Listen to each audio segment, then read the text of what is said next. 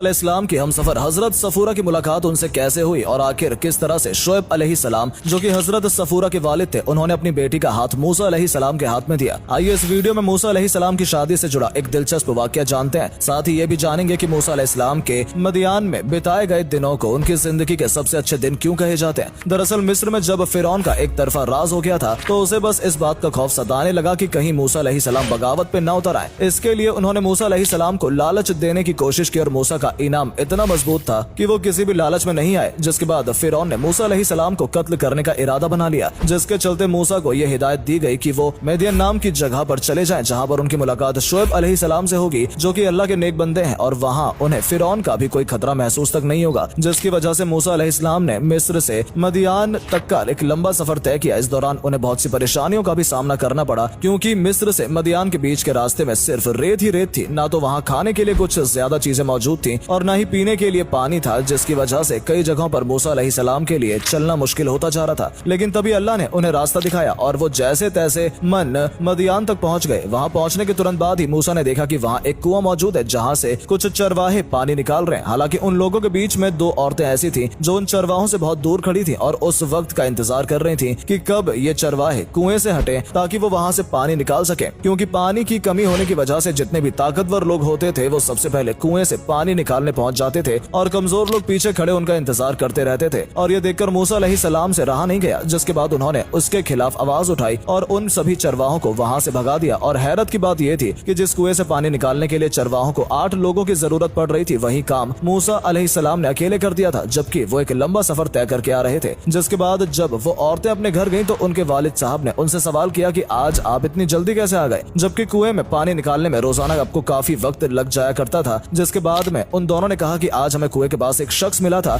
जो हमारे लिए खड़ा रहा और उसने चरवाहों से पहले हमें कुएं से पानी निकालने की इजाजत दी। अब ये सुनने के बाद उनके वालिद साहब काफी हैरान हो गए कि आखिर ऐसा कौन अल्लाह का बंदा आया है जो कमजोरों के साथ खड़ा होता है और उनके लिए आवाज उठाता है। जिसके बाद उन्होंने अपनी दोनों बेटियों से कहा कि आप उस शख्स को मेरे पास ले आइए ताकि मैं उसे इस चीज का इनाम दे सकूं। जिसके बाद उनकी एक बेटी मूसा अलैहिस्सलाम को बुलाने के लिए चली जाती है और उनसे मिलकर कहती है कि मेरे वालिद चाहते हैं कि आप उनसे मुलाकात करें ताकि वो आपको आपके किए का इनाम दे सके। हालांकि ये सुनने के बाद मूसा अलैहिस्सलाम ने इनकार कर दिया और कहा कि मैं किसी भी तरह का बदला नहीं चाहता हूँ। लेकिन जब उन्होंने बताया कि उनके वालिद का नाम हजरत शोएब है तो ये सुनने के बाद मूसा अलैहिस्सलाम उनके साथ चल पड़े, क्योंकि वो खुद मदियान शोएब अलैहिस्सलाम से ही मिलने आए थे। और जब उन्हें पता चला कि उन्होंने जिनकी मदद की है वो दोनों औरतें शोएब अलैहिस्सलाम की ही बेटी हैं, तो वो उनसे मिलने पहुंच गए। और वहां जाते ही सबसे पहले शोएब अलैहिस्सलाम ने मूसा से कहा कि तुम्हें देखकर ऐसा लग रहा है कि तुम काफी लंबा सफर तय करके आए हो, इसलिए आओ पहले कुछ खा लो। लेकिन मूसा अलैहिस्सलाम ने कहा कि अगर आप खाना खिलाकर मेरे किए का बदला उतारना चाहते हैं तो फिर मैं खाना नहीं खाऊंगा। लेकिन जब हजरत शोएब ने उन्हें समझाया तो फिर दोनों ने साथ बैठकर खाना खाया। और मिस्र में फिरौन किस तरह से अपना कहर बरपा रहा है इसके बारे में दोनों ने काफी लंबी बातचीत की। इसके बाद मूसा अलैहिस्सलाम खाना खाने के बाद हजरत शोएब के घर से जाने लगे कि तभी हजरत शोएब की बेटी सफूरा ने कहा कि बाबा अगर आपकी इजाजत हो तो क्या हम मूसा को अपने घर में जगह दे सकते हैं, क्योंकि ये हमारे भेड़ों की देखभाल भी अच्छे से करेंगे और मैंने आज तक इनके जैसा ताकतवर और इज्जतदार इंसान नहीं देखा। जिसके बाद हजरत शोएब ने सफूरा से सवाल किया कि आपको कैसे पता कि मूसा ताकतवर और इज्जतदार है। जिसके जवाब में उन्होंने बताया कि जिस कुएं के पानी को निकालने के लिए 8 लोगों की जरूरत पड़ती थी वो काम मूसा ने अकेले ही कर दिया। और जब मैं उन्हें आपके पास लेकर आ रही थी तब मुझसे बात करते वक्त उनकी आंखें झुकी हुई थी और उन्होंने मेरे चेहरे की तरफ देखने की कोशिश भी नहीं की। ये सुनने के बाद हजरत शोएब काफी ज्यादा खुश हुए और उन्होंने सीधा पूछ लिया कि मूसा क्या तुम मेरी बेटी का हाथ थामोगे। जिसके जवाब में मूसा अलैहिस्सलाम ने हाँ कह दिया और फिर मूसा अलैहिस्सलाम और हजरत सफूरा का निकाह हो गया। क्योंकि मूसा अलैहिस्सलाम किसी भी सूरत में हजरत शोएब के हुक्म को नहीं टाल सकते थे, इसलिए उन्होंने उनकी बात मानी और हजरत सफूरा से निकाह करने के बाद मूसा अलैहिस्सलाम को रहने के लिए छत भी मिल गई। जिसके बाद कई सालों तक मूसा अलैहिस्सलाम ने मदियान में ही अपना वक्त गुजारा। और ऐसा कहा जाता है कि हजरत सफूरा के साथ बिताए गए मादियन के वो दिन मूसा अलैहिस्सलाम की जिंदगी के सबसे बेहतर दिनों में से एक थे, जब उन्होंने मदियान में रहकर हजरत शोएब अलैहिस्सलाम के साथ वक्त बिताया और कई जरूरी बातों को सीखा। और इतना ही नहीं बल्कि मदियान एक ऐसी खूबसूरत जगह थी जहाँ पर लजीज फलों से लेकर जरूरत की हर चीज मौजूद थी। और इतनी खूबसूरत जगह पर मूसा अलैहिस्सलाम के 10 साल कैसे गुजर गए उन्हें भी अंदाजा नहीं हुआ। लेकिन मूसा अलैहिस्सलाम के लिए अब ज्यादा वक्त तक मदियान में रहना अब सही नहीं था, क्योंकि दूसरी तरफ फिरौन का कहर बढ़ता ही जा रहा था और मूसा अलैहिस्सलाम ही वो शख्स थे जिन्हें अल्लाह ताला ने फिरौन से लड़ने के लिए जमीन पर भेजा था। और ये बात कहीं ना कहीं मूसा अलैहिस्सलाम को भी पता थी, इसलिए जब उन्हें अपनी जिम्मेदारियों का एहसास हुआ तो उन्होंने मदियान जैसी खूबसूरत जगह को छोड़ने का फैसला किया। हालांकि शुरुआत में तो हजरत शोएब ने उन्हें इस बात की इजाजत नहीं दी, लेकिन जब उन्होंने समझाया कि उनका मिस्र पहुंचना बहुत ज्यादा जरूरी है तो शोएब अलैहिस्सलाम भी भी उनकी इस बात को मान गए और उसके बाद मूसा अलैहिस्सलाम अपने हमसफर हजरत सफूरा के साथ मिस्र की तरफ रवाना हो गए, जिससे हमें यह भी सीखने को मिलता है कि नाइंसाफी दुनिया में भले ही कहीं भी क्यों ना हो, हमें उसके खिलाफ आवाज जरूर उठानी चाहिए। क्योंकि मूसा अलैहिस्सलाम भी मदियान में अपनी जिंदगी के सबसे अच्छे दिन गुजार रहे थे, लेकिन इसके बावजूद भी उन्होंने मदियान छोड़कर दोबारा मिस्र जाने का फैसला किया, जहाँ से वो खुद फिरौन से बचकर आए थे। लेकिन जब उन्हें लगा कि उनकी जरूरत मदियान में नहीं बल्कि मिस्र में है, तो वो तुरंत मिस्र के लिए रवाना हो गए। तो दोस्तों, फिलहाल वीडियो में सिर्फ इतना ही, और हम उम्मीद करते हैं कि इस वीडियो को अगर आपने ध्यान से सुना भी है तो आप ये बात अच्छे से जान गए होंगे कि हजरत सफूरा की मुलाकात मूसा अलैहिस्सलाम से पहली बार किस तरह से हुई थी और दोनों ने कैसे निकाह किया था। साथ ही अब आप ये भी जान गए होंगे कि मदियान में बिताए गए मूसा अलैहिस्सलाम के वो 10 साल उनकी जिंदगी के सबसे अच्छे दिनों में से क्यों गिने जाते हैं। तो अगर आपको ये वीडियो पसंद आई हो, तो वीडियो के जरिए कुछ जानने का मौका मिला हो, तो इसे अपने दोस्तों के साथ भी जरूर शेयर करें ताकि उन तक भी ये जरूरी जानकारी पहुंच सके। इसके अलावा अगर आप हमारी वीडियो को फेसबुक पर देख रहे हैं तो हमारे फेसबुक पेज को भी फॉलो जरूर कर लें ताकि ऐसी ही वीडियोस आप तक पहुंचती रहे। धन्यवाद।